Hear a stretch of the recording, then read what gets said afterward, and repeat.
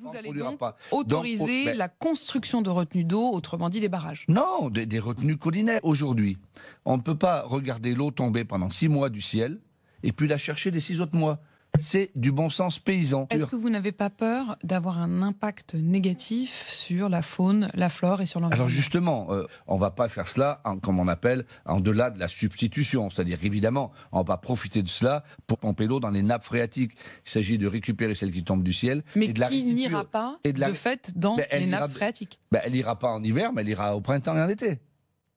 L'eau qui tombe du ciel, aujourd'hui, elle tombe et puis elle est perdue.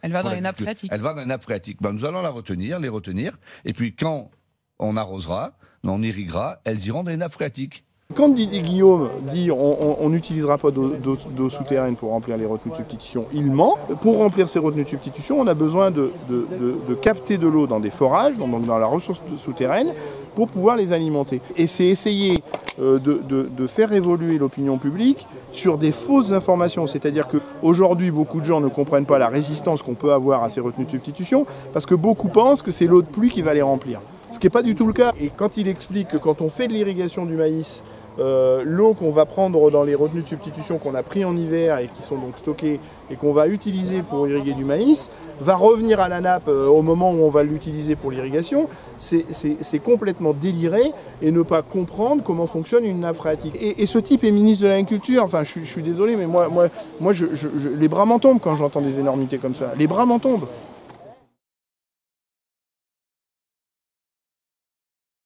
Il y a maintenant un peu plus de 10 ans, on a développé un programme expérimental en Vendée, donc sur le bassin de l'Autise et du Mignon, pour faire la démonstration qu'en stockant de l'eau dans des retenues de substitution, donc de l'eau qu'on capte l'hiver dans la ressource souterraine, on devait retrouver des niveaux d'eau plus élevés en été. Et le constat, c'est qu'on se retrouve avec les mêmes résultats, voire aggravés, parce qu'on néglige presque systématiquement l'impact de ces prélèvements d'hiver sur la ressource souterraine. Donc voilà, c'est une illustration malheureusement très concrète du fait que c'est pas la bonne solution. Est-ce qu'avec de l'argent public et de l'argent qui normalement devrait servir à construire l'agriculture de demain, est-ce qu'on admet ça? Est-ce qu'on promeut ça?